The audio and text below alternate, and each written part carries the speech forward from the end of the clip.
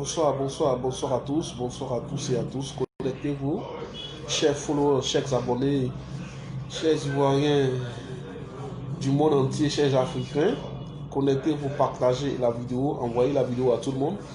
Envoyez la vidéo dans tous les groupes, envoyez la vidéo dans tous les forums, envoyez la vidéo partout en inbox. C'est important. Chers abonnés, chers followers, ce soir, et vous savez que nous sommes toujours à la lettre, nous servons les Ivoiriens, nous servons la Côte d'Ivoire, nous servons, pardon, doucement mon frère, nous servons l'Afrique, nous servons chacun d'entre nous et nous sommes toujours là pour suivre les sujets d'actualité, pour veiller à ce que tout ce que nous avons prévu, tout ce qui pourrait toucher à la vie de la Côte d'Ivoire, à la vie des Ivoiriens, que nous puissions donner notre avis. Et pour nous, c'est important. Oui, éclaireur, je vais très bien. Je vais très bien pour la grâce de Dieu. Vous pouvez attendre dehors, non? Attendez, s'il y a rien, attendez dehors.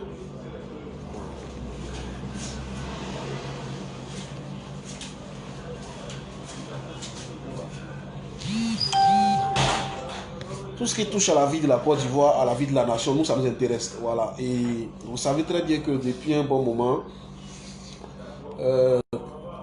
hier principalement, il y a eu ce qu'on a appelé, depuis la présentation du serment du président de la République, sur le Sénat Alassane Ouattara, président de la République, le premier président de la Troisième République, il a clairement signifié, il a clairement montré son envie, d'ailleurs qui a été toujours la base de sa stratégie politique, de sa vie, de son combat politique.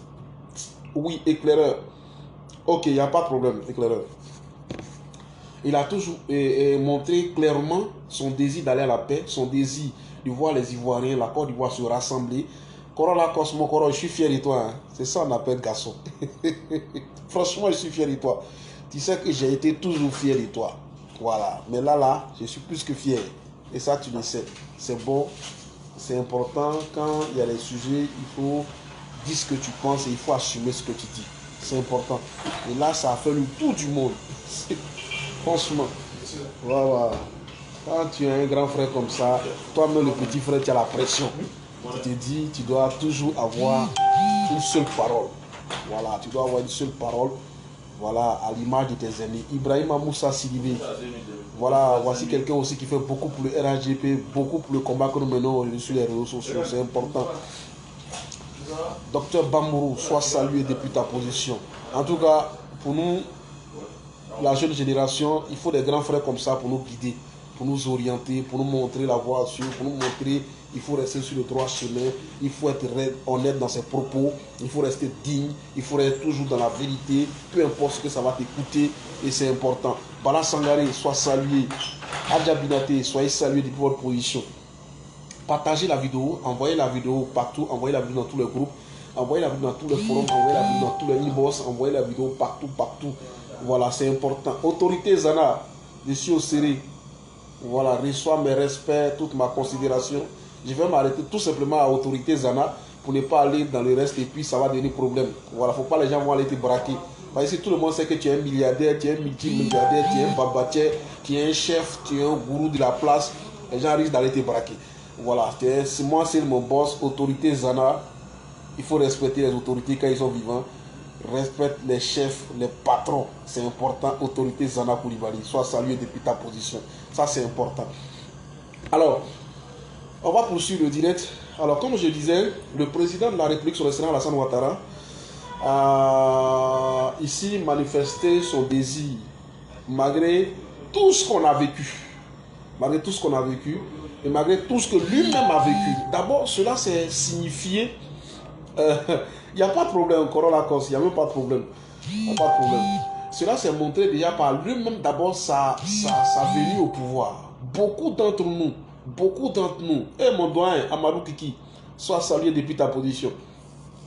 Beaucoup d'entre nous, ici, on s'est dit, dès que le président Alassane Ouattara allait arriver au pouvoir, là, nous, là, on allait régler notre compte.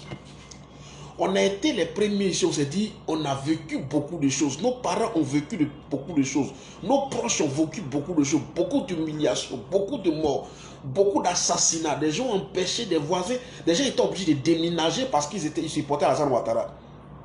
Des gens sont morts tout simplement parce qu'ils supportaient Alassane Ouattara. Des gens ont été tués tout simplement parce qu'on a trouvé photo d'Alassane Ouattara dans les voitures. On les a fusillés, on les a abattus. Des gens ont été radiés de leur service ici en Côte d'Ivoire parce qu'ils supportaient Alassane Ouattara. Donc on s'est dit, on a caché ça dans notre cœur.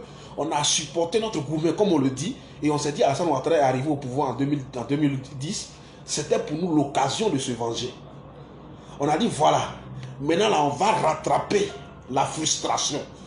Maintenant, on va rattraper la frustration, on va reprendre le dessus et on va les faire payer, on va leur donner la monnaie de leurs pièces à chacun et à chacune.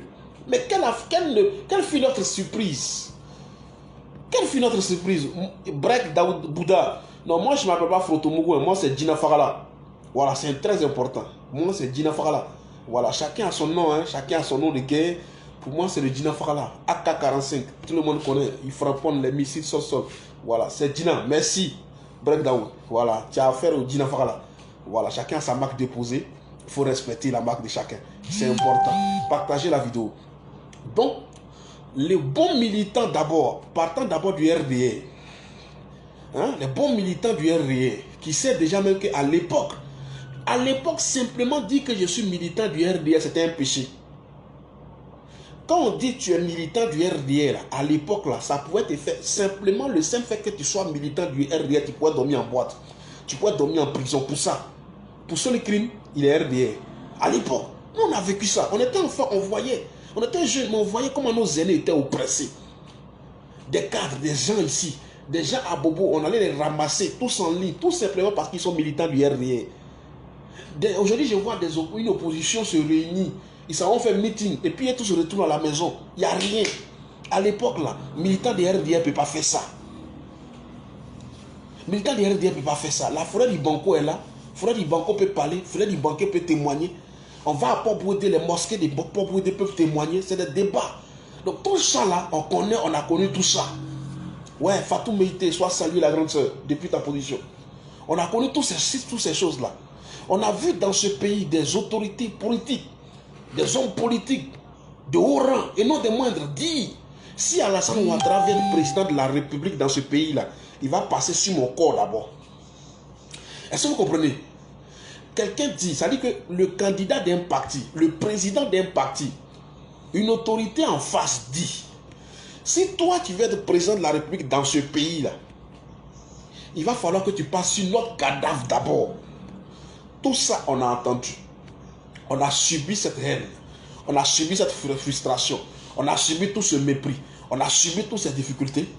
Et puis on est arrivé au pouvoir en 2010. Dans quelles conditions d'ailleurs? Dans quelles conditions? Dans quelles conditions? Abiba Traoré, sois salué depuis ta position. Souleymane Fofana, sois salué. Mami Fofana, soyez salué depuis votre position. Mais partagez la vidéo. Envoyez la vidéo à Montano. Envoyez la vidéo à Mabri Toakeuse. Envoyez la vidéo à Soro Kibafori Guillaume lui-même. Parce que lui-même, on ne peut même pas parler pour lui. Mais c'est les deux là qui reviennent dans ces temps-ci. Djina Fagala va donner sa part de vérité. C'est important. Et donc, dans ce contexte-là, voilà que des partis politiques vont se réunir en France en 2005. Et ils ont vu le mépris, ils ont vu le chaos dans lequel était plongée la Côte d'Ivoire. Le gouffre dans lequel partait tout droit la Côte d'Ivoire sous Laurent Gbagbo. Laurent Gbagbo, l'amateur. Laurent Gbagbo, l'accident politique de la Côte d'Ivoire. Laurent Gbagbo, l'incompétent, l'incapable, notoire. Lui qui célébrait, qui mesurait le baromètre de développement de mon pays à la rue Princesse. C'est à la rue Princesse que Laurent Gbagbo partait avec les opérateurs économiques. C'est à la rue Princesse que Laurent Gbagbo partait avec les gens qui les investisseurs. C'est là-bas il partait mériter c'est-à-dire jauger le baromètre du développement de la stabilité de la Côte d'Ivoire. Les images et les vidéos sont là pour en témoigner. Un président de la République qui avait un comportement comme chef de village, qui se comportait comme un chef de village. Un président de la République qui est venu nous couper du monde, qui est venu nous couper de tous les autres. Il dit non, il s'en fout des autres, il s'en fout des autres pays. On n'a pas besoin des autres pour progresser. On n'a pas besoin des autres pour évoluer. On n'a pas besoin des autres pays pour être développés. Ainsi, en Côte d'Ivoire, on a tout chez nous. Ici, en Côte d'Ivoire, on a tout. On a route, on a tout ce qu'il faut. Il dit il n'a pas besoin d'aller se reposer en France, ni aux États-Unis. Lui, se reposer à Grand Bérébi. en plein 21e siècle, on a assisté à quelque chose, c'était le Donald Trump, si je ne me trompe pas, de la Côte d'Ivoire. L'accident politique. Le cauchemar politique pour la Côte d'Ivoire. Soit un peu. Le cauchemar politique. Soit salué grand frère Mike le régulateur. Soit salué depuis ta position. Meïté Beferland, soyez salué depuis votre position. Losoni Fofana, mon grand frère. Sois salué depuis ta position. On est ensemble mon frère. Sois salué. Alors, on a connu tout ça. Et puis, dans ça, dans toute cette souffrance-là, le RDR, dans la coalition de groupement de partis politiques, arrive au pouvoir en 2010. Moi, je me suis dit quoi? Je me suis dit, tiens, avec toute la souffrance qu'on connu, qui a connu le leader du RDR, le docteur Alassane Ouattara, qui a connu tous ces cadres, tous ceux qui sont aujourd'hui ministres dont on se plaint là, la majorité d'entre eux ont connu la prison. La majorité des cadres aujourd'hui que vous voyez là, que ce soit jeunes ou vieux, ont connu la prison sous Laurent Gbagbo. On connaît la prison sous Henri Konabeti. On connaît la prison sous Félix Houphouët-Boigny. On connaît la prison sous Laurent Gbagbo, sous Guy Robert. Donc quand je vois aujourd'hui des gens qui sont en prison, justement pour des actions qu'ils ont posées et qui font des bruits comme si c'était la première fois ici qu'un leader politique, un opposant était en prison, ce n'est pas la première fois que les gens font la prison aujourd'hui pour les prises de position ou pour ce qu'ils disent ou pour non. Mais à l'époque même, ce n'était même pas des actions d'envergure à déstabiliser la Côte d'Ivoire pour dire on est président ou bien déstabilisation ou bien quelque chose civil.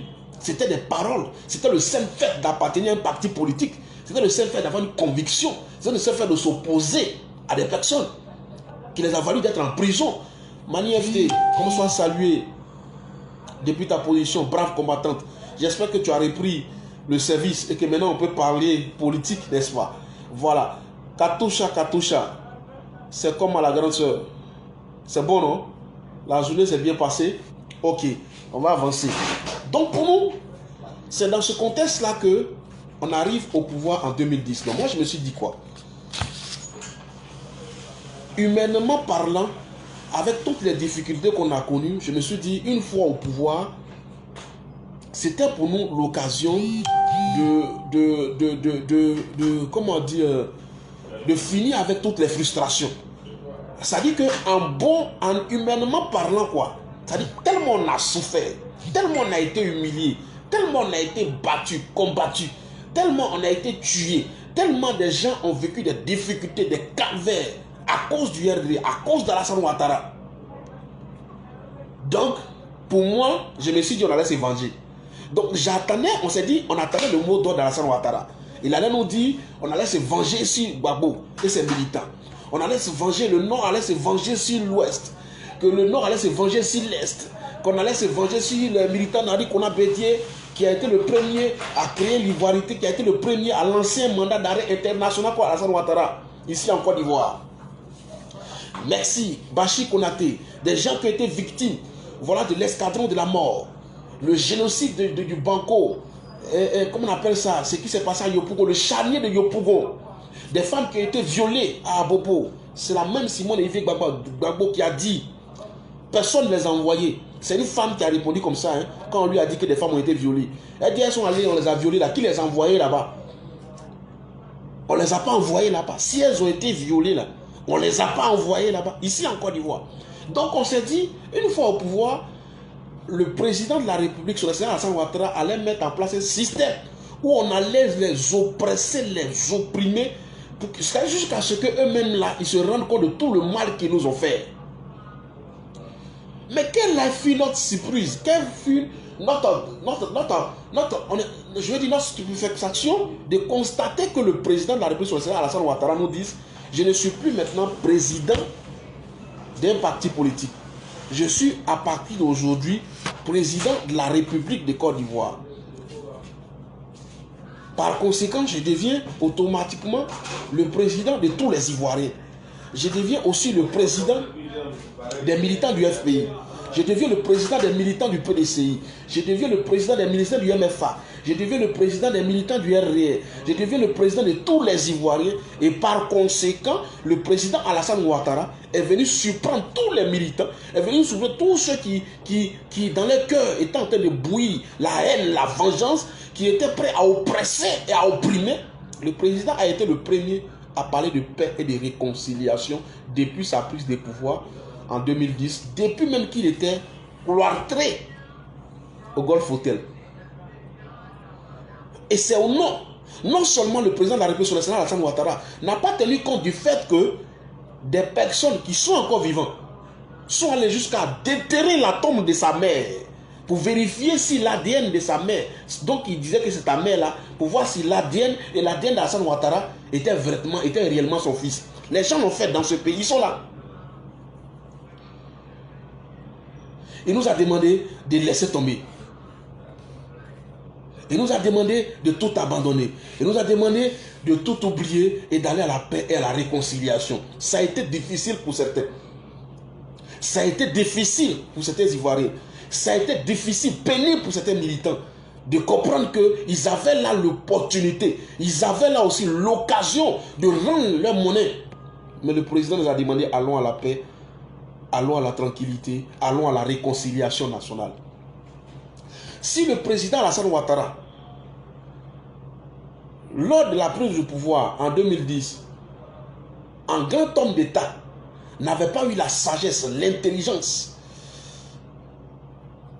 de prôner la réconciliation dès sa prise de pouvoir, et qu'une partie aussi des Ivoiriens qui ont vécu des frustrations, des meurtres, voulaient aussi se venger, aujourd'hui la Côte d'Ivoire serait dans le chaos. Beaucoup de militants à l'époque n'ont pas compris le président Alassane Ouattara. Beaucoup de militants à l'époque, aujourd'hui là, on va se dire la vérité, n'étaient pas d'accord avec Alassane Ouattara. Avec tout ce que les gens nous ont montré, avec tout ce qu'on a vécu, on a perdu toute une famille complète. Des gens sont allés surprendre des gens dans des mosquées, ils ont les exterminés. Des gens sont allés exterminer des voisins, des voisines. Des gens ont fait des... Et aujourd'hui, nous on arrive au pouvoir, au moment où on veut profiter pour se venger.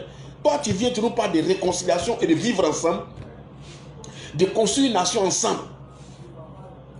Ça a été difficile pour certaines personnes. Ça a été difficile pour des Ivoiriens. Mais le président avait raison. Le président avait raison parce qu'il savait qu'on ne construit pas une nation dans la haine. On ne construit pas une nation, une grande nation, on ne construit pas un pays dans la haine, dans l'hypocrisie, dans la xénophobie, dans la vengeance. Mais on construit une nation dans le pardon, dans la réconciliation, dans la capacité d'accepter l'autre et de vivre avec l'autre, malgré nos divergences, malgré tout ce qu'on a vécu. Et c'est de ça qu'il s'agit. Aujourd'hui, nous nous retrouvons depuis 2010, on se retrouve aujourd'hui en 2020, nous pouvons affirmer haut et fort que le président Alassane Ouattara a eu tort pour certains à l'époque quand il le disait, parce qu'il a eu raison très tôt. Aujourd'hui, le résultat est palpable. Aujourd'hui, le résultat est palpable. Mais il ne s'est pas arrêté, non seulement il ne s'est pas arrêté au dire, mais le président de la République l'a traduit dans le fait et dans la stratégie de développement. C'est-à-dire que toutes ces personnes qui vocifèrent sur la toile, sur les réseaux sociaux, tous ces soi-disant opposants qui proposent des stratégies de déstabilisation de la Côte d'Ivoire, des gens qui font le boycott civil, comment on appelle le boycott civil, et de désobéissance civile, toutes ces personnes-là, peut-être ce que vous ne savez pas, qu'ils ne vous disent pas, c'est que le président Alassane Ouattara ne travaille pas, oui, Yacouba Ouattara, sois salué mon collaborateur direct depuis ta position, respect et considération à toi grand frère. Tout ce que vous ne savez pas, c'est que tous ces cadres, tous ces aînés de la politique ivoirienne, toutes ces personnes qui fonctionnent avec le président, tous ces opposants politiques ici en Côte d'Ivoire, ok, on s'appelle pas. Moi j'ai fini.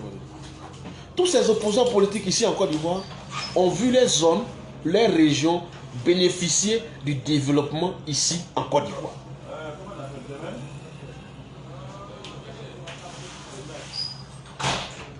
Daoukourou là, cherchez Henri Kona Bédié, opposant à Alassane Ouattara aujourd'hui. Allez-y regarder à Daoukourou, dans la région de l'Ifou, le développement est atteint un certain niveau. le développement a atteint un certain niveau. Les routes, les écoles, les centres de santé. C'est-à-dire, le président Alassane Ouattara n'a pas dit on ne fait pas la part des personnes, on va vivre ensemble. Il n'a pas dit simplement au bout des lèvres.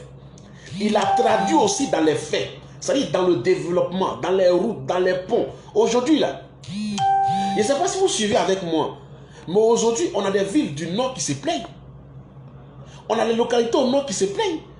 On a même chez le président de la République à Odiéné où les gens se plaignent qu'ils n'ont pas bénéficié du développement. Les gens parlent même des routes, les gens parlent du bitume, les gens même parlent de l'hôpital général d'Odiéné.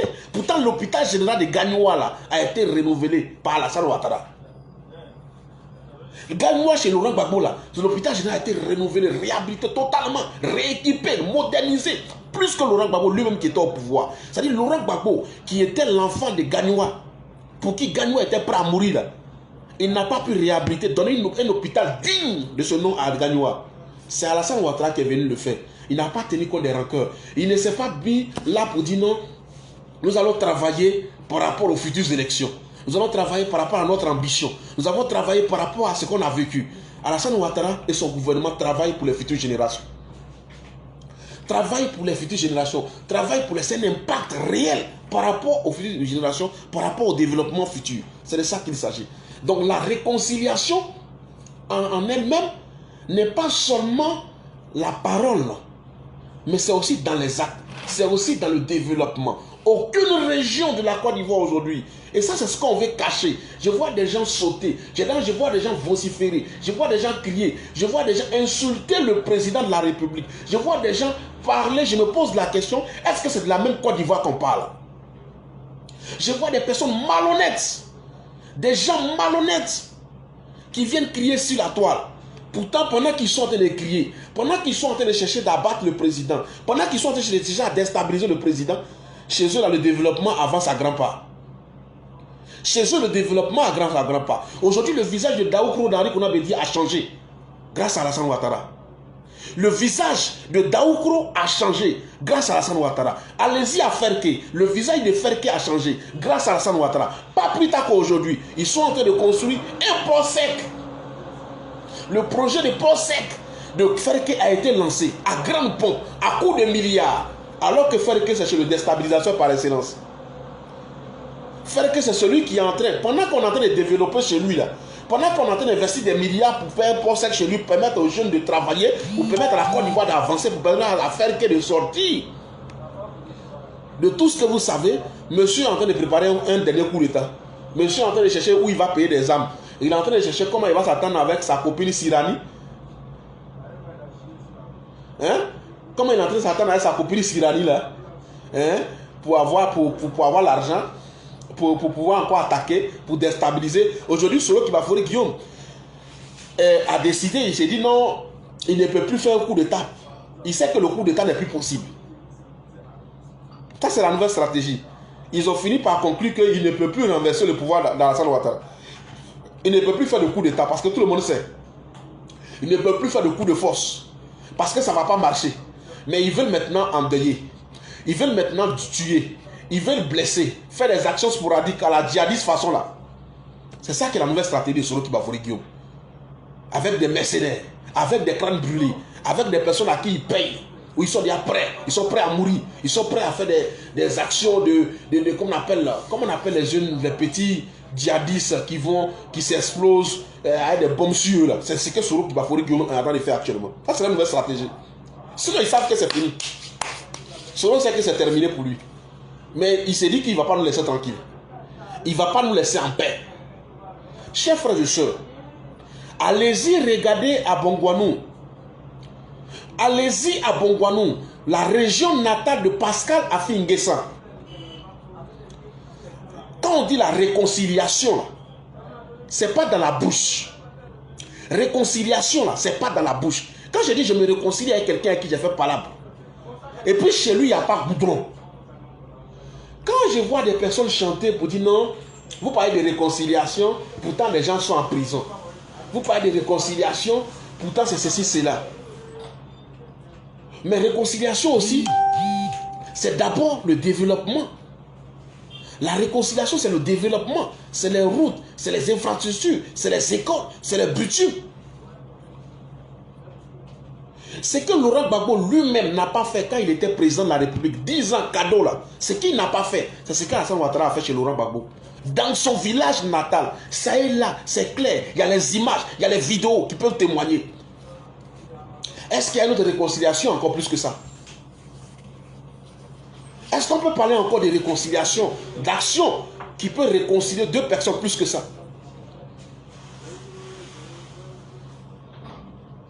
C'est pour voir quand on voit des gens qui s'asseyent, non, on parle de réconciliation, je dis c'est une comédie.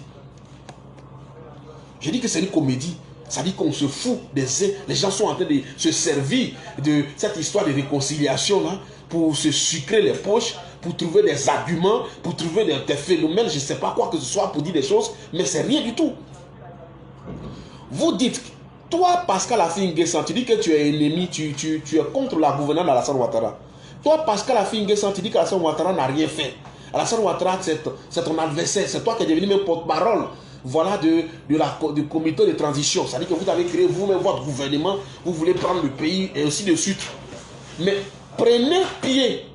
Ceux qui parlent au dehors, là, en dehors de la Côte d'Ivoire, je vois des personnes parler, faire des vidéos sur les réseaux sociaux, mais vous n'avez pas l'occasion de fouler les régions de la Côte d'Ivoire. Vous n'avez pas l'occasion d'aller en pays profond en Côte d'Ivoire. Si vous aviez l'occasion de le faire, vous n'allez même plus parler, vous déposer la question. Si quelqu'un même vous dit que la Côte d'Ivoire n'est pas encore réconciliée, vous allez lui dire non, la Côte d'Ivoire est réconciliée.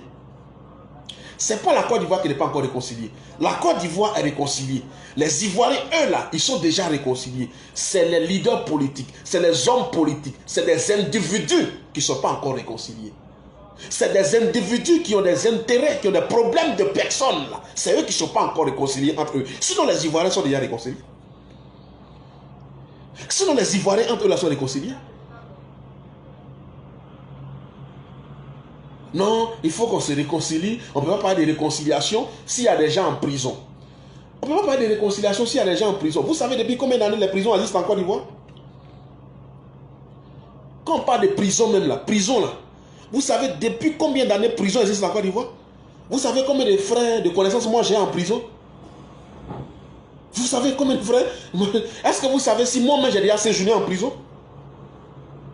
Est-ce que ça, je vous ai une fois déjà dit ça? Donc pour ça, il n'y aura pas de réconciliation. Pour ça, on ne doit pas faire de réconciliation parce qu'il y a des gens en prison. Mais la prison, elle est construite pourquoi?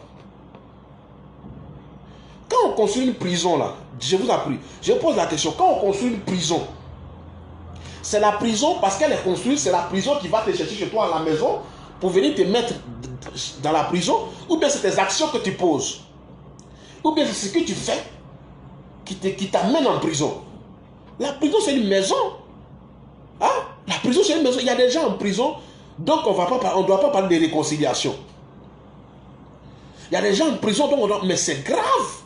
On pourrait même aller plus loin pour dire qu'il y a des gens qui sont morts, donc on ne parle pas de réconciliation. Parce que ceux qui sont en prison ont encore la chance de sortir. Camara H aujourd'hui n'est pas en prison. Donc quand Camara H lui est déjà mort, moi je ne parle plus de réconciliation. Chers frères, se partager la vidéo. Hein, envoyez la vidéo à tout le monde. Envoyez la vidéo à Marcel Montano. Envoyez la vidéo à comment ça s'appelle, Mabri Touakeuse. Envoyez la vidéo à Henri Kona Bédier. Envoyez la vidéo à Pascal Affi-N'Guessan. Envoyez la vidéo à tous ces dissidents. Envoyez la vidéo à tous ces opposants, je veux dire opportunistes. La paix, d'accord. La paix, d'accord. Nous allons aller à la paix. Nous, on n'est pas contre la paix. Mais il faut respecter les Ivoiriens. Il faut respecter la mémoire des gens. Il faut respecter la mémoire des morts. Il ne faut pas se foutre des gens. Il ne faut pas chaque fois faire des simagrées, chaque fois faire des scènes, faire du cinéma. Et puis on tue les gens meurent. Et puis après on revient se retrouver dans une stratégie, dans un ballet de sorcellerie dont vous seul vous avez le secret, dans une comédie musicale. J'ai dit non. J'ai dit non. Dans une comédie musicale, donc c'est trop tôt. Les plaies sont encore là, c'est trop tôt. Ne vous amusez pas avec le sentiment des gens. Ne vous amusez pas avec la vie des gens. Ne vous amusez pas avec la mort des gens. Ne vous amusez pas avec la vie des gens. Le président de la République, Alassane Ouattara, nous demande d'aller à la paix. Ça ne nous étonne pas. Si on l'a vécu déjà, avec toutes les frustrations qu'il a vécues depuis qu'il est rentré en politique, depuis qu'on a commencé à le suivre jusqu'à ce qu'aujourd'hui, quand il est rentré, qu'il est devenu président de la République, on avait voulu régler nos comptes. Il a dit, allons à la réconciliation. Nous sommes allés à la réconciliation. Chers frères et sœurs, nous étions à 2 doigts de disparaître ici en Côte d'Ivoire. Les gens ont tout préparé pour faire le coup d'État, renverser le pouvoir. Les gens même ont formé les gouvernements. On a vu des gens qui étaient dans l'administration ivoirienne, qui ont démissionné en prélude au coup d'État. Suivez mon regard.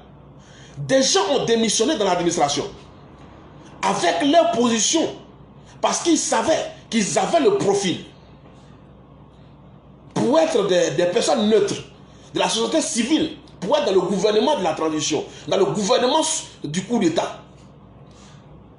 Des gens dans l'armée, des gens dans l'administration, c'est quelque chose de récent.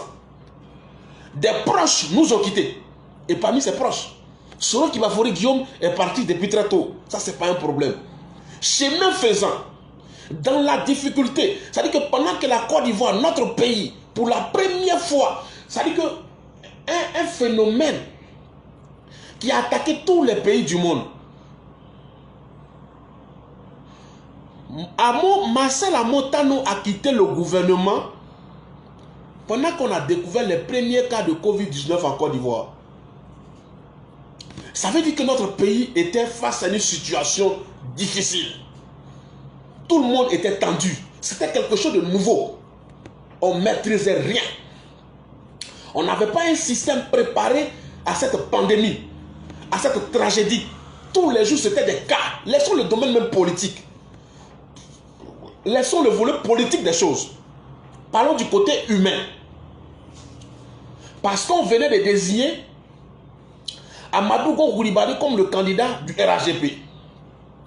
Marcel Amotano a dit non. C'est pas normal. Lui, il est le candidat idéal. Lui, il a le profil idéal. Il n'est pas d'accord de la décision du parti. Le parti de Alassane Ouattara, celui qui est son mentor, qu'il a suivi pendant près de 30 ans. Avec qui il a travaillé pendant près de 30 ans. Il n'est pas d'accord. Marcel Amotano nous a lâchés. Au plus difficile des moments où on avait besoin de lui. Il allait nous dire sur Facebook qu'il partait, qu'il n'était plus ministre de la République de Côte d'Ivoire. Il n'a eu aucun respect pour la jeunesse ivoirienne. Aucun respect pour la fonction de ministre de la République de Côte d'Ivoire. C'est sur Facebook que Marcel Amotano nous a informé qu'il quittait le gouvernement. C'est sur Facebook que Marcel Amotano a annoncé solennellement qu'il n'était plus membre du gouvernement de Côte d'Ivoire. Est-ce que vous avez vu Alassane Ouattara faire un communiqué pour vous annoncer le départ de Marcel Amotano? Avez-vous vu le porte-parole du gouvernement faire un poste pour vous dire que Marcel Amotano quittait le gouvernement? Vous avez vu un communiqué annonçant le départ de Marcel Amotano du gouvernement? Montrez-moi un communiqué. Parce que c'était un contexte difficile. Pas difficile politiquement, mais difficile où l'État, où le gouvernement, où les Ivoiriens, on était confrontés à la crise sanitaire mondiale. Mais l'homme s'en fout. Pour ses intérêts personnels, il est parti du gouvernement. Alors qu'on avait besoin de lui au gouvernement. En ce moment-là, même si tu n'étais pas ministre là, le gouvernement avait besoin des bénévoles. Parce que les Ivoiriens étaient exposés. Parce que le peuple de Côte d'Ivoire était dans des problèmes, était dans des difficultés. Parce que nous étions exposés à une pandémie. Les grandes puissances, les grands pays qui ont tous les moyens, qui ont tout ce qu'il faut, pour, je veux dire, ils ont plus de moyens que nous. La science a évolué, la médecine a plus évolué chez eux. Eux-mêmes ont capitulé face à ce fléau. Mais c'est nous là, que Dieu a voulu que nous puissions passer aussi par cette expérience, par cette épreuve. C'est dans ça que Marcel Amotano a démissionné. C'est dans ce contexte-là qu'il est parti. Parce que lui voulait être le candidat du RHDP. Il voulait être président de la République. On n'a pas accepté. Il est parti.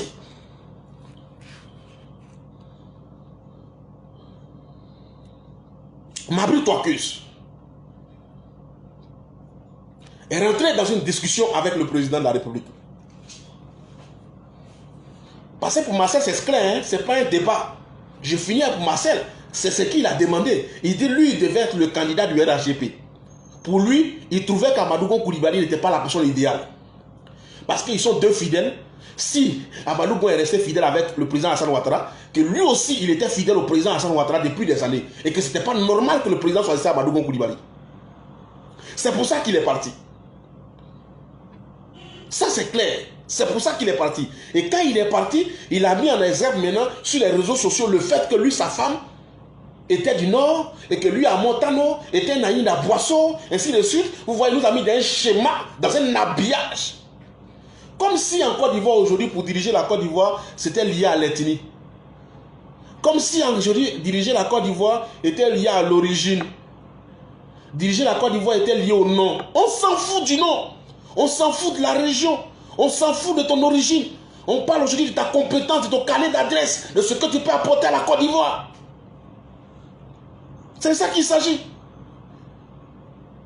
Si tu viens du Nord et que pendant 20 ans, ceux qui viennent du Nord, des originaires du Nord, ont la compétence, ont la carrure, ont le carnet d'adresse pour développer la Côte d'Ivoire, pour maintenir la Côte d'Ivoire en sécurité, pour maintenir la Côte d'Ivoire en paix, mais on va rester pendant 20 ans au Nord. C'est quoi? C'est pas un problème.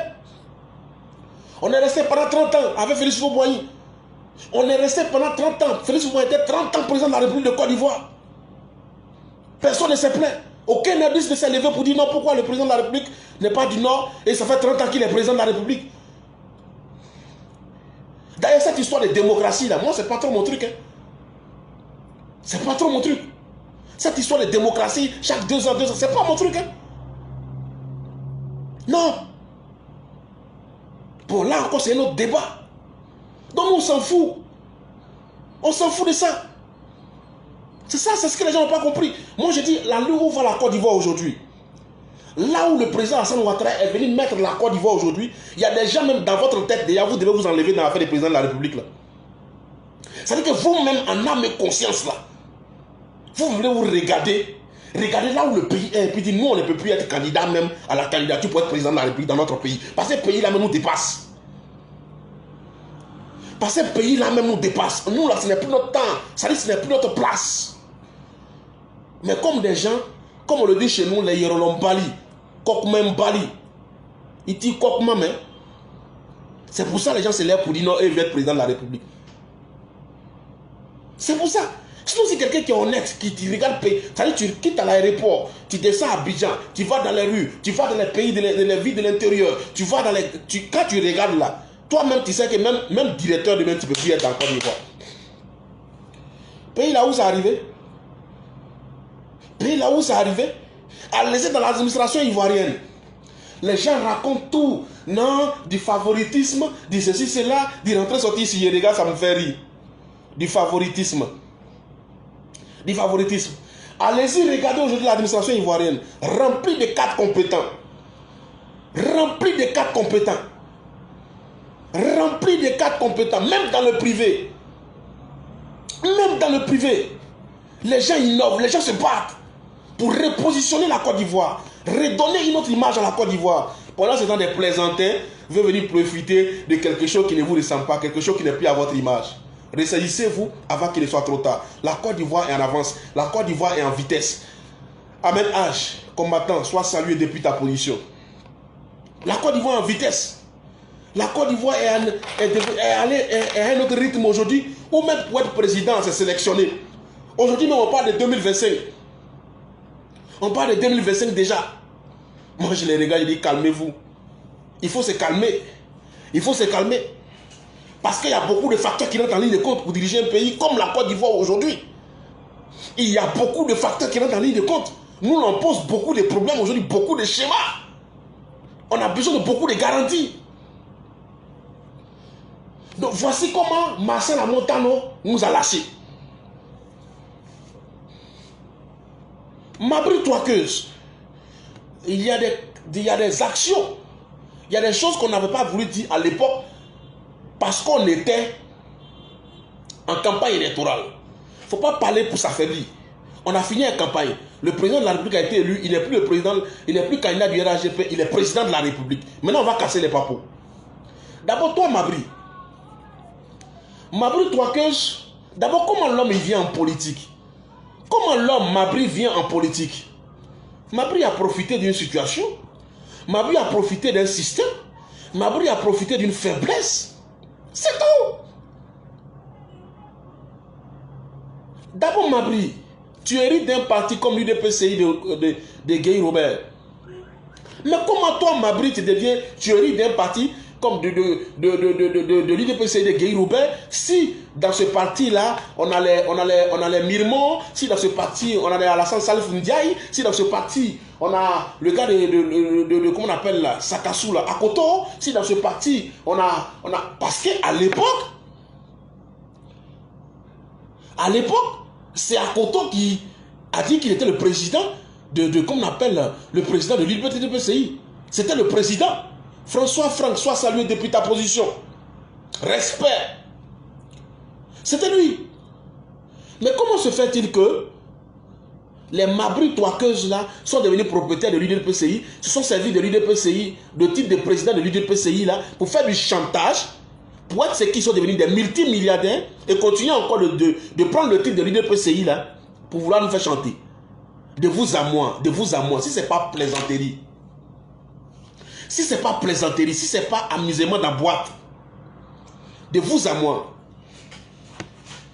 président de la République là, de Côte d'Ivoire, en 2020 là, de vous à moi, si c'est pas que, je ne sais pas comment je vais expliquer, tout en respectant l'homme, tout en respectant l'aîné, quand Mabri, toi-même tu te regardes là, j'ai pas de Côte d'Ivoire de 2020 à l'air là, où nous on fait direct chaque désert.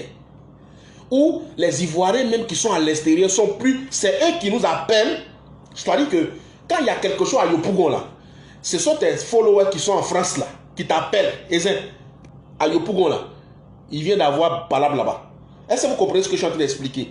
C'est-à-dire que c'est ton frère qui est en Chine qui t'appelle. À Bangourou là, il y a 3 personnes qui viennent se frapper. C'est-à-dire que c'est ton frère qui est en Italie qui t'appelle pour te dire, à Koumassi là, qu'est-ce qui s'est passé à l'Holocodrome là-bas?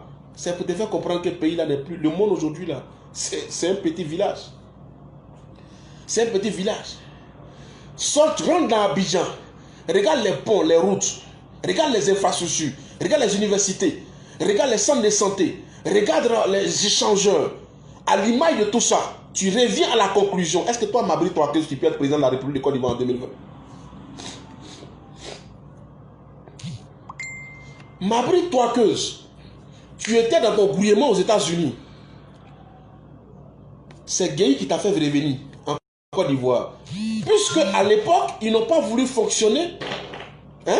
Et ils n'ont pas voulu fonctionner comme le président Alassane Ouattara aujourd'hui. Ils sont restés dans les problèmes claniques. Parce qu'à l'époque, pour être un bon militant, leader de l'UDPCI, il faut être Yacouba. Pour être leader du FPI, là, il faut être BT. Pour être leader du PDCI, il faut être Baoulé. Est-ce que vous comprenez? C'est Alassane Ouattara avec le RHGP qui est venu faire aujourd'hui nous là. Tu ne peux plus regarder le nom de quelqu'un aujourd'hui en Côte d'Ivoire pour déterminer son parti politique. C'est Alassane Ouattara qui est venu faire ça. C'est Alassane Ouattara avec le RHGP qui a fait ça, qui a mélangé tout aujourd'hui. Aujourd'hui, on vit ensemble, on ne sait plus qui est qui. C'est Alassane Ouattara qui a fait ça. Aujourd'hui, tu ne peux pas voir quelqu'un qui s'appelle Digbe. Et puis tu vas dire, comme il s'appelle Digbe, il est bêté, il n'est pas RHGP. Non, non, non. Tu dois demander lui d'abord son parti politique. Aujourd'hui, tu ne peux plus savoir. Tu vois un Conan qui est RHGP aujourd'hui. C'est de ça qu'il s'agit. Abiba Tamila, c'est comme la cousine. Sois salué depuis ta position. Je suis fier de toi. Je suis fier de ton combat aussi que tu mènes. Ça, c'est important. Je suis tout le monde, je suis tous mes followers, vos commentaires, vos posts que vous faites quand on est attaqué là. Tout ça, je regarde. Et puis, c'est ça. On est fiers. Voilà, on est fiers. C'est de ça qu'il s'agit. Il ne faut pas cacher son militantisme. Il ne faut pas cacher sa foi. Ouais, c'est de ça qu'il s'agit. Mais le président Alassane Ouattara venu régler ça. Quand on a demandé à Robert Gueye de proposer quelqu'un, membre de son parti, l'UDPCI, pour être au gouvernement, il a été l'un des premiers à proposer Mabri Touakeuses parce que c'est son frère de Yacouba, il a fait venir auprès de lui. Mabri Touakeuses est rentré au gouvernement. Il est devenu quoi? Ministre de la Santé. Ministre de la Santé, qu'est-ce que Mabri Touakeuses a commencé à faire? Il a commencé à user. Hein? User pour faire rentrer les jeunes, aider les jeunes. Quand il doit aider des jeunes pour travailler là, il prenait les jeunes Yacouba là seulement. Il les aidait un peu. Donc au moment de faire l'élection au sein de l'UDPCI là, il a contesté les Mirmont là. Il a contesté les Alassane Salif Ndiaye là. Il a contesté qui encore, la Koto là. Et il est devenu président de l'UDPCI. Pourquoi? Parce qu'il est Yacouba. Sinon, tu avais quoi de plus que les Mirmons? Tu avais quoi de plus que les Alassane Salif Ndiaye? Tu avais quoi de plus que les Akoto? Mais le seul avantage que tu avais, c'est parce que tu étais Yacouba. C'est tout. C'est parce que tu étais Yacouba. Et au nom de ça, tu es devenu ministre d'État. C'est tout ce que tu es devenu. Chers frères et sœurs, quand Amadou Koulibaly a été désigné comme le candidat du RHDP, vous avez vu, à la face du monde, comme tout le monde, le jour-là, tout le monde s'est levé comme un seul homme dans la salle pour saluer la décision qui était que Mabri, qu'on appelle, père à son âme, AGC était le candidat du RHDP. Tout le monde s'est levé de façon unanime, sauf un individu, Mabri Touakeuse. Et il a même pris la parole. Non, je suis un homme de principe, donc moi c'était contre mes principes. Non, non, je vais parler. On l'a laissé parler, il a divagué, il s'est fourvoyé, et puis bref. C'est même pas, ça vaut même pas encore un an. Hein? Ça vaut même pas encore un an. C'est encore chaud là. Ça dit les Amotano qui disent que si on lui fait la place au gouvernement, il va revenir là. Il oublie que ça vaut même pas encore un an. Et qu'on doit aujourd'hui laisser une image à nous les jeunes qui les regardent. Les jeunes qui les suivent en politique là, nous qui veulent faire comme qui veulent devenir comme vous demain là. Vous devez nous donner des leçons de morale. Pour dire on doit avoir dans la vie politique, on doit avoir une certaine organisation, on doit avoir des principes, on doit avoir quand même une honnêteté, on doit avoir une stabilité politique. On saute ici demain, demain on saute ici, demain on saute ici, et puis on revient demain. Facilement comme ça. Au nom de la paix. Au nom de la paix. Mabri Touakeuse est allé voir feu le premier ministre Amadou Koulibaly. Feu le premier ministre Amadou Koulibaly a appelé Mabri Touakeuse. On va casser les papos. On va casser. Pour l'appeler, pour discuter avec lui, vu qu'il a vu son attitude n'était pas trop bien, et puis il était dans le RHDP, on l'a choisi comme le candidat du RHDP, lui, AGC, alors que lui-même n'avait pas demandé, mais il a vu comment on peut travailler en équipe pour ne pas perdre les élections. Donc il appelle Mabri Touakeuse pour qu'il puisse discuter, pour s'entendre, vu qu'il a vu qu'il n'était pas trop content, tout et tout. Chers frères et sœurs, Mabri Touakeuse a refusé de venir croiser feu le premier ministre Amadou Koulibaly. Moi, je vais vous dire quelque chose ici aujourd'hui. Oui, soit salué Doumia Badra Ali, mon ancien ami. On était amis avant. Vous savez, dans la vie politique, c'est ça aussi. Hein. C'est mon président communal. On était, lui et moi, on était des très bons amis avant. Hein. Mais là, on n'est plus des amis. Bon, c'est ça aussi la vie. Hein. C'est ça aussi. Voilà, c'est important. Voilà. On peut se retrouver demain après demain être encore amis. Mais aujourd'hui, on n'est plus amis. Voilà. Moi, j'ai dit tous ceux du vivant d'Amadou Koulibaly, ceux qui ont humilié au fouet là, ça c'est pas à mon époque. Ceux qui ont humilié le premier ministre Amadou Koulibaly de son vivant pendant qu'il était malade, jusqu'à ce que le monsieur meure, moi je ne vais jamais les pardonner.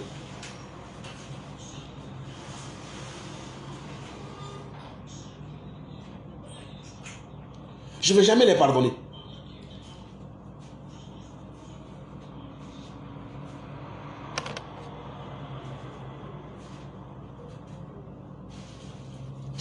Je ne vais jamais les pardonner. Donc c'est ça qu'il s'agit, je ne vais jamais les pardonner. Et ils l'ont appelé, il est venu. Quand il est arrivé, il a dit, il ne veut pas croiser, lui ne veut pas discuter avec le premier ministre Amadou Koulibaly. Lui veut discuter avec le président de la République lui-même. C'est avec le président de la République, lui veut discuter. Il ne veut pas discuter avec le candidat du RHDP qui était le patron de tous les autres, et tous les ministres discutaient avec, tous les autres cadres du RHDP discutaient là. Mabri lui ne discute pas avec, il discute pas avec AGC. Lui là, c'est le président, lui veut discuter avec le président. Dans les discussions, Mabri Touakeuse a dit, si lui il va soutenir la candidature de Mabri et de AGC, mais après là, lui devient quoi dans ça? Quand lui soutient la candidature d'AGC là, Lui, là, lui devient quoi? Lui, il gagne quoi dedans? Ceux qui sont en train de vous parler de dire qu'on aime la Côte d'Ivoire, on se bat pour vous là. Voici en réalité le genre de personnes qui sont. Il n'a jamais demandé qu'est-ce que la jeunesse ivoirienne gagne. Il n'a jamais demandé qu'est-ce que ma région, Danané, la gagne. Parce qu'aujourd'hui, je vois des gens qui se perdent. Non, on dit chez nous, il n'y a pas eu goudron à Danané, il n'y a pas eu goudron à Zouanien, il n'y a pas eu goudron à Mabri Touakeuse, lui-même, pendant tout le temps qu'il a fait au gouvernement, il n'a jamais parlé de vous Danané. Il n'a jamais parlé des Zouanien, ni des Man. Quand il va, il parle de ses intérêts personnels. Personnel. C'est quand il voit que c'est gâté là, il veut refaire de la récupération politique. C'est là maintenant il vous dit non, dans l'année est resté en retard, il n'y a pas eu goudron, il n'y a pas eu route, ça me fait pitié. Je regarde des comédiens, vraies comédies, une mascarade, des sorciers, des vampires. Mabri pose la problématique de lui son avenir. Lui son avenir. On dit on va à la stabilité, c'est l'union, on ne veut pas perdre le pouvoir. Parce qu'en face, il y a une opposition terrible, farouche, ils sont prêts à tout. Et le RADP a réussi à stabiliser la Côte d'Ivoire. Regarde le développement aujourd'hui, on doit rassurer les bailleurs de fonds, les opérateurs économiques, nos frères qui sont à l'extérieur. Il faut les rassurer pour qu'ils puissent investir en Côte d'Ivoire et ainsi de suite. Mabri dit lui son intérêt. Lui il gagne quoi? On dit mais tu seras ministre, ton parti va avoir d'autres ministres encore. Il dit mais lui il est déjà ministre. Autant d'Alassane Ouattara là, lui il est ministre déjà. Lui il ne peut pas soutenir. Lui ne peut pas soutenir Amadou Gon Coulibaly. Il sera président de la République et puis lui il va être encore ministre. Je suis en train de vous parler. Hein. S'il dit c'est faux, il a mon numéro. S'il dit c'est faux là, il a mon numéro. Lui il ne peut pas soutenir Amadou Gon Coulibaly pour qu'il soit président de la République. Et lui, à Mabri Touakeuse, lui sera encore toujours ministre. Que lui ne peut pas faire ça. On dit, mais c'est quoi le problème? Mabri Touakeuse a réclamé chef d'institution. D'abord, il a parlé de vice-présidence. Ce qui est impossible. Ce qui est impossible. Catégorique, on lui a refusé. Pas faire de faux promesses. Et puis après, quand tu es élu, ça devient un problème. C'est catégorique. Mabri Touakeuse veut diriger l'Assemblée nationale. Niet. C'est les députés, une fois élus, c'est eux qui décident. C'est pas nous, on décide. Il n'y a pas d'arrangement. On a déjà fait un arrangement avant. On sait ce que ça nous a créé. Maintenant, il n'y a plus d'arrangement. Mabri Touakeuse demande maintenant le poste de président du Conseil économique et social. Comme le Conseil économique et social est libre, là, lui demande ça. Ça dit, le pays là est là, ils font chantage. Mais c'est eux qui viennent après parler de compétences. Hein. Ils font chantage, ils sont là, ils s'amusent à la vie des gens. Le président de la République dit niet. Pas question. Pas question. Moi, je ne peux pas te promettre. Puisque je ne serai pas le président de la République. C'est le président de la République qui sera élu qui va décider quels sont ceux qui vont l'accompagner, qui est son vice-président, quoi que ce soit. Mabri Touakeuse a vu que lui, ses intérêts personnels n'étaient pas satisfaits. Mabri Touakeuse nous a quittés. Mais auparavant, on a su déjà que l'homme était dans le faux. Que l'homme préparait un coup, qu'il était dans le doux face, il jouait un jeu avec le RADP. Et on a pu déjà coopter le ministre Albert Flendé, qui était déjà conseiller du premier ministre Amadou Gon Coulibaly, qui travaillait déjà sur le terrain. C'est-à-dire là où Mabri va parler de son UDPCI, c'est-à-dire il est dans le gouvernement au nom du RHDP. Il a une position au nom du RHDP dans le gouvernement. Il a les avantages, il a les faveurs du lundi au samedi. Mais le week-end, quand il se retrouve chez lui à Danané, il parle de lui, son parti, l'UDPCI. Regardez la malhonnêteté. C'est cela qui veut diriger la Côte d'Ivoire. C'est-à-dire lundi au vendredi, tu as toutes les faveurs à cause d'un parti politique. Tu as toutes les positions, tout ce qu'il faut au nom d'un parti politique. Mais le week-end, quand l'homme se retrouve à Danané, à Zouanien, à Man, à Kouibli, il va parler de son parti, l'UDPCI.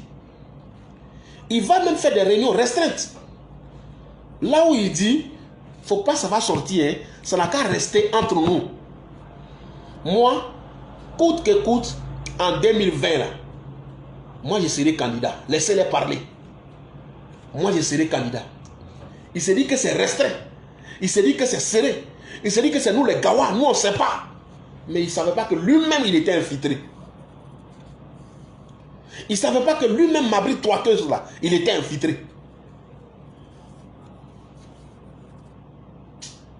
Donc, tout ce chantage que Mabri faisait, c'était pour arriver à la conclusion qu'il serait candidat. Pourquoi Amotano nous a quittés pendant qu'on avait le plus besoin de lui?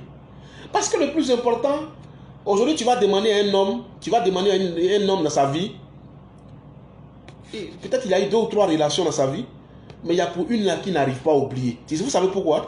C'est la manière et puis c'est le moment. Elle t'a quitté comment? Et puis dans quel moment? C'est-à-dire le moment où tu avais le plus besoin d'elle, c'est là elle est partie. Le moment où tu avais le plus besoin de lui, là, c'est là il est parti. Donc ça là, tu ne peux pas accepter, ça là, tu ne peux pas oublier. On est en face d'une opposition. On est en face des personnes qui veulent notre mort, qui veulent faire disparaître le président de la République, qui veulent l'abattre. C'est là, vous partez. Mais, parti, c'est un choix. Un parti politique, on adhère librement, mais on part aussi librement. Là encore, la douleur et le mal n'avaient pas encore atteint le niveau aujourd'hui où on pouvait quand même tolérer certaines choses. Mais, là où la chose est devenue encore plus grave, là où la cupidité des hommes, des uns et des autres, la malhonnêteté des uns et des autres, là où, je veux dire, le sens même, l'éthique, la responsabilité, où des gens qui vous parlent de conviction a perdu sa face, c'est quand on va voir Mabri Toakeuse se rallier à Henri Konan Bédié, de manière indirecte se rallier à Soro Kibafori Guillaume. C'est quand on va voir Montano se rallier à Henri Konan Bédié, se rallier de manière indirecte à se rallier à Soro Kibafori Guillaume. Là, c'est le pire. Là, on est arrivé, je veux dire, à un niveau où on se dit, franchement, vous nous avez déçus. Monès et moi, on se quitte, il n'y a pas de problème. Ouais, Aminata Kone, non, elle a framponné, hein. Elle a habillé même le nom même, ça c'est bon ça. Oui, bulldozer du RAGP, soit salué la grande soeur. Dina Fakadjougou, ouais, voilà, ça a augmenté encore. Ça dit les grades ont augmenté. Les grades ont augmenté. Ça veut dire que les grades sont augmentés. Dina Fakadjougou. Ça c'est bon. Donc, en plus de ça, mon ex et moi, on s'entend plus, elle me quitte. Il n'y a pas de souci. Mon ex me quitte. Oui, je vais très bien. Mon ex me quitte. Et maintenant, elle va se remettre avec mon ennemi. Est-ce que vous comprenez? Mon ex me quitte, il y a une incompréhension, on ne s'est pas entendu, on n'est pas d'accord. Basta. Ça n'a pas marché. Une relation, ça peut marcher, ça peut ne pas marcher. Mais pendant qu'elle et moi ensemble, là, elle savait que lui, là, j'ai dit, c'est mon ennemi. Elle et moi, on parlait de ce monsieur. Elle et moi, on dit, il n'est pas bon. C'est lui qui fait, il veut nous tuer. C'est lui qui veut nous tuer. Elle et moi, pendant qu'on allait bien, notre relation, là, on allait très bien. Là. Elle et moi, on critiquait ce monsieur-là. On sait, elle est au courant du mal que le monsieur veut me faire. Le mal que le monsieur me fait. Et le jour où elle me quitte, qu'on n'est plus ensemble, elle va se mettre en couple avec cet ennemi-là. Je peux pardonner le fait qu'elle soit partie. Je peux pardonner le fait qu'on ne soit plus ensemble. Mais je ne pourrais pas pardonner ni accepter le fait qu'elle se remette avec mon ennemi en couple. Parce que là, le fait qu'elle me quitte, elle m'a simplement quitté. Ce n'est pas un problème. Mais se remettre en couple avec mon ennemi, ça c'est la trahison. Elle m'a trahi. Elle m'a trahi. Soro Kibafori Guillaume, Mabri Toakeuse, Marcel Amontano, le préfet d'Abidjan, comment il s'appelle là? Toby Irie, Lui, je n'avais pas voulu même faire des vidéos pour parler de son nom parce que ça serait lui donner trop de l'importance. C'est des gens, je ne sais pas, Tobirier là, il faut partir de la race des gens qui pensent que le monde là, on veut réinventer le monde. C'est-à-dire, c'est eux qui veulent réinventer le monde. C'est-à-dire, c'est eux qui veulent refaire le monde, quoi, refaire le monde. C'est-à-dire, ils vont recréer le monde. Tobirier, il pense qu'on est en France. Lui, il pense qu'on est en France ou en Angleterre, ou bien, je ne sais pas, au Maroc, je ne sais pas, en Tunisie. Il va sur Facebook, tout le monde l'a aimé, il est neutre, il n'est pas dans le palabre, il n'est pas à gauche, il n'est pas à droite. C'est un malade, ce monsieur-là. Tu es payé par un gouvernement, tu es dans une administration. Tu es arrivé là-bas à quel titre? Tu profites de ta position pour chercher popularité. On s'est dit, tout le monde a aimé le préfet d'Abidjan. Non, c'est un préfet qui est bien. Non, c'est un préfet qui est bien. Non, c'est un préfet qui est bien. Matiaba Doukouré. J'espère que ta promesse là, tu vas la tenir cette fois-ci. Hein, parce que là, moi, je suis fatigué. Hein. Voilà, je suis fatigué. Je te dis ça en même temps. Je suis fatigué.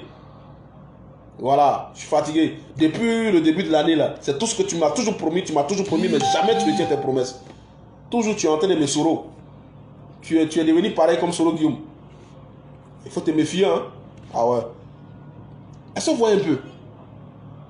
Ça, on ne peut pas accepter. C'est ce qui s'est passé. Soro Kibafori Guillaume, Mabri Toakeuse, Amontano, Vincent Tobi, quoi, toutes ces personnes-là, ceux qui nous ont quittés, pendant qu'on avait le plus besoin d'eux. Des gens qui ont pensé que le coup d'État, le coup de force allait marcher, puis sont partis là.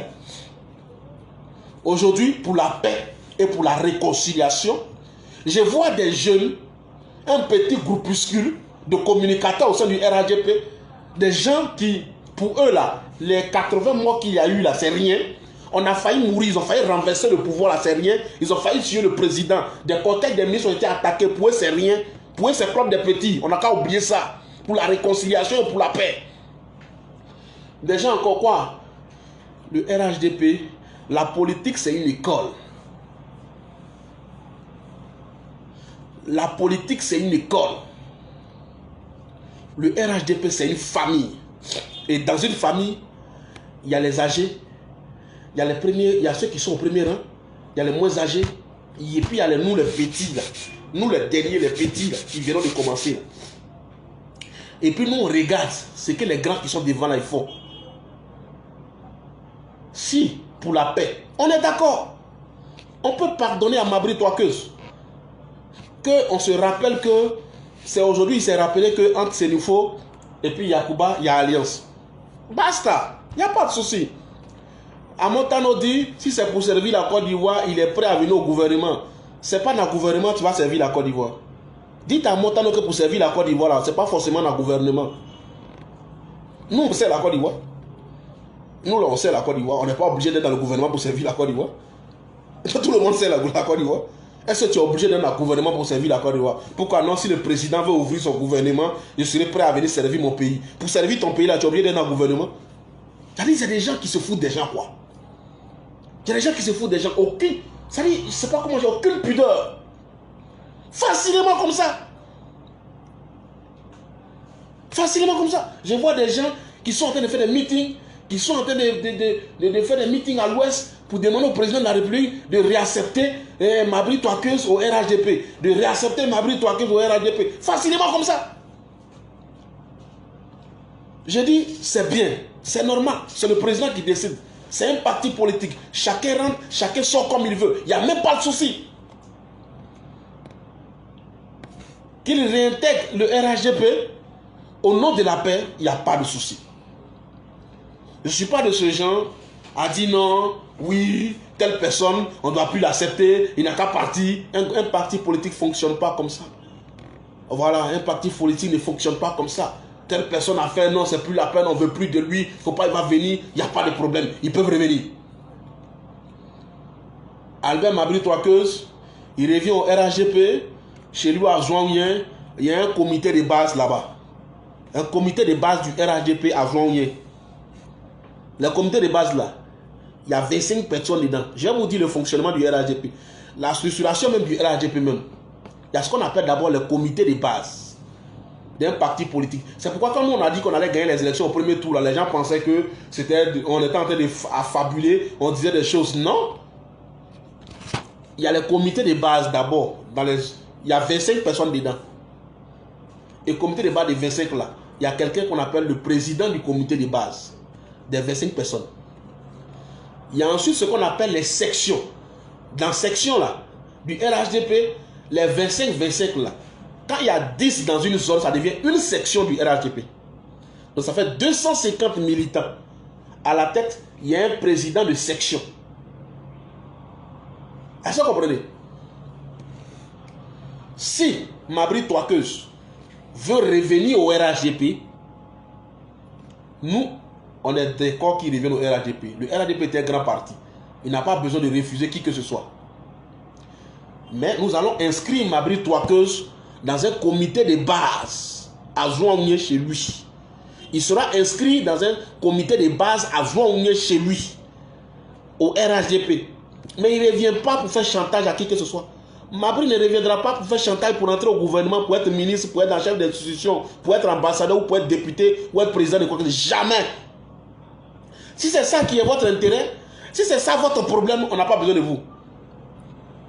Voilà. Sinon, on n'a pas dit qu'on refuse, on ne veut plus. Vous pouvez venir. Mais vous n'avez plus l'image. Vous n'avez plus vous n'êtes plus le modèle. Vous n'êtes plus le type. Vous n'êtes plus le genre de ministre qu'a besoin la Côte d'Ivoire aujourd'hui. Il y a des jeunes là qui se battent. Il y a des jeunes qui sont là aujourd'hui, ils peuvent rentrer au gouvernement. Il y a des jeunes aujourd'hui qui sont là, qui font tout ce qu'ils font, qui s'exposent, qui font tout dans ici à Abidjan, ici là. Ils peuvent rentrer au gouvernement. On n'a plus besoin de vous. Besoin de vous dans le parti. Il n'y a pas de problème. Mais ministre, gouvernement, ça, le jour où Mabry Twakeuze est membre d'un gouvernement encore ici en Côte d'Ivoire, le jour où Marcel Amontano est membre encore ici d'un gouvernement en Côte d'Ivoire, ce jour-là, voilà, on va se laisser. Ça dit ce jour-là, on va se laisser. Ah ouais, on va se parler. En tout cas, ce jour-là, on va se parler. On va se parler. Donc, pour nous, c'est important. Donc, accepter Mabry Twakeuze à Montano, au RHDP, pour la paix, oui, on est d'accord. Dina Fakala dit, lui, il est d'accord. Il n'y a pas de problème. Ils vont aller être dans le comité de base. Même pas président du comité de base, 25 personnes au RHDP, là, il ne peut pas être patron des 25 personnes au RHDP. Parce que les 25 qui sont restés fidèles au RHDP dans ce moment-là, s'ils étaient partis comme eux, on n'allait pas prendre le pouvoir. On n'allait pas conserver le pouvoir. Ils ne peuvent pas venir maintenant bénéficier de ce qu'ils ont voulu renverser, de ce qu'ils ont voulu tuer, de ce qu'ils ont voulu verser. Si ça n'a pas marché, vous restez dans votre position. Un parti politique ne refuse pas des militants. Vous pouvez revenir, mais vous allez faire la queue. C'est-à-dire qu'aujourd'hui, au RHDP, là, moi, je suis mieux placé que Mabry. Moi, Dina Fakala, je suis mieux placé que Mabry Twakeuze aujourd'hui au RHDP. Moi, je suis mieux placé aujourd'hui que à Marcel Amontano au RHDP. Je suis mieux placé au RHDP aujourd'hui que Soro Kibafori Guillaume.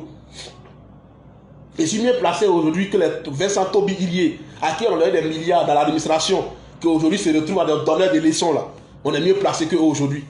C'est de ça qu'il s'agit. C'est de ça qu'il s'agit. S'ils veulent venir, c'est un grand parti. On ne ferme pas la porte à un parti. Un parti politique, c'est comme une porte. Ça s'ouvre dans tous les sens. La porte est toujours ouverte pour ceux qui rentrent.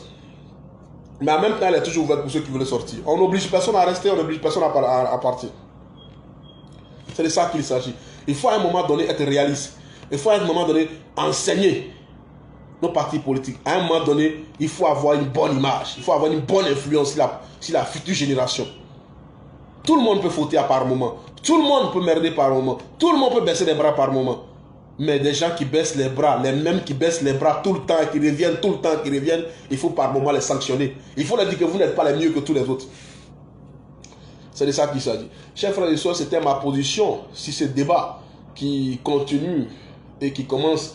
Je vois des plaisantins, des gens qui pensent déjà à leur positionnement, les petits ventres, les petits argents que Mabry les donnait, ou bien les Amontano les donnait, commencer à dire il faut les faire venir au FRADP, il faut les faire venir au président du président de la République, il faut les faire venir des... Jamais de la vie. Les places n'est plus auprès du président de la République. Les places au RADP, d'accord. Mais auprès de l'argent de la République, pas question. Pas question. Ne vous foutez pas des gens. Hein. Les 80 morts là, on n'a pas encore fini de les enterrer. Hein. Les gens n'ont pas encore oublié la douleur de ça. Hein. Ne vous foutez pas des gens. Respectez les gens. Respectez les gens. C'est de ça qu'il s'agit. Respectez les gens.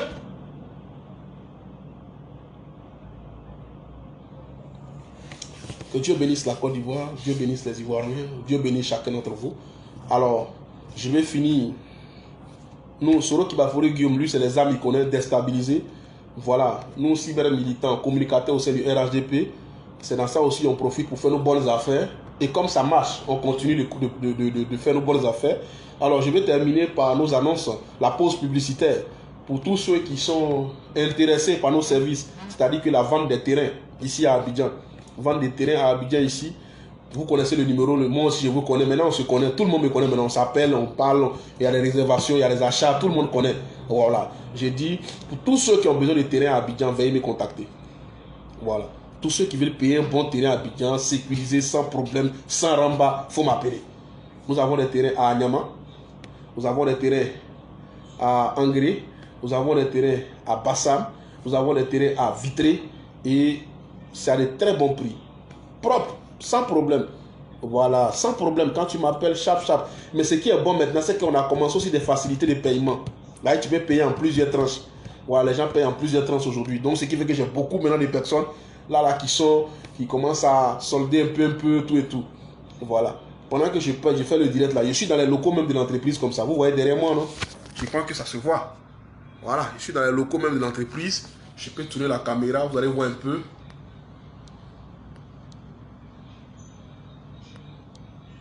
Voilà, je suis dans les locaux de l'entreprise. Voilà, le bureau du directeur, tout et tout. Voilà, c'est là que je suis assis pendant que je suis en train de faire le direct. Voilà, tout le monde est parti, je suis en train de faire le point. Et puis voilà, donc c'est pour vous dire ça. C'est quelque chose de réel.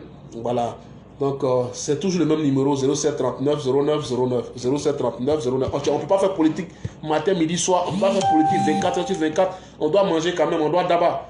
Voilà, on doit manger, on doit d'abord. Donc c'est pour ça, hein, de temps en temps, on n'oublie pas ça aussi. Parce que si on oublie ça là, ça va être difficile de continuer de faire la politique. Hein.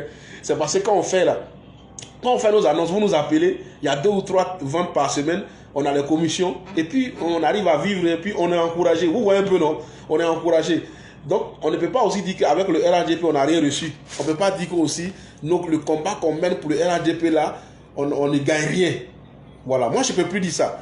Parce que c'est grâce à ce combat-là que vous m'avez connu. C'est parce que vous me connaissez aussi, que vous me faites confiance pour faire vos transactions. Et c'est grâce à cette confiance que je fais les transactions que moi aussi, je gagne mon dabali, je gagne mon mangement. Voilà. Donc aussi, c'est grâce au pouvoir du président Alassane Ouattara, c'est grâce au RHDP aussi que nous aussi, on est en train de faire des affaires à côté, un peu au fur et à mesure. Voilà. Parce que c'est Soro qui vient là, nous, on ne peut pas rester en Côte d'Ivoire. Le jour Soro rentre en Côte d'Ivoire, le lendemain, ici au Niger. Je suis parti. Voilà, donc c'est important. Je rappelle le numéro 07 39 09 09 07 39 09 09. C'est un numéro WhatsApp, hein, 00 225 07 39 09.